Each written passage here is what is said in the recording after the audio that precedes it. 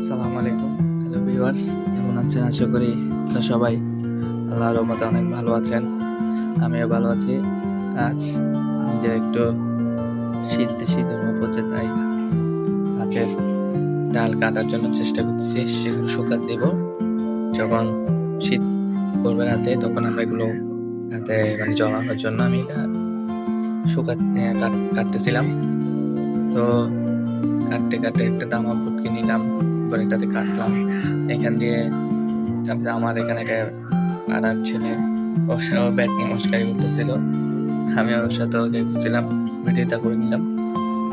এরকম করতে করতে নিজে সব কাঠগুলোকে সুন্দর করে টুকরো টুকরো করে কুটি কুটি করে নিলাম। তো অনেক অনেকজন বলতেছে এটা কিসের জন্য, কি কারণে জিজ্ঞেস করতেছিল। এগুলো শুকাবে না, এগুলো শুকাতে দেরি লাগবে, ভিজা এরকম বলতেছিল। আমি বলছিলাম না, এগুলো আমি ছাদে দিলে শুকিয়ে যাবে। এরপরে আমার একটা ছোট ভাই, ওকে বললাম একটা টুকরি নিয়ে এগুলো সব দূর, আমরা এগুলো সাথে চাই শুকাবো।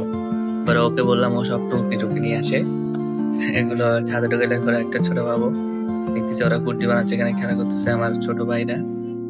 ছাদে ওঠার জন্য আমি বলছি না, ওটা লাগবে না, মানা করলাম ওদেরকে। এবার আমি ওকে নিয়ে ছাদে দিয়ে ঘুরতে থাকলাম।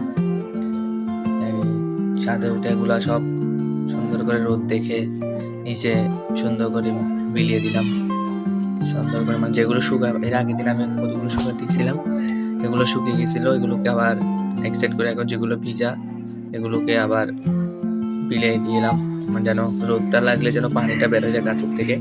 শুকিয়ে আমি নিচের দিকে নামতে রাখলাম। দেখা হবে অন্য কোনো ভিডিওতে। আমাদের সাথে থাকার জন্য অসংখ্য ধন্যবাদ আপনাদের।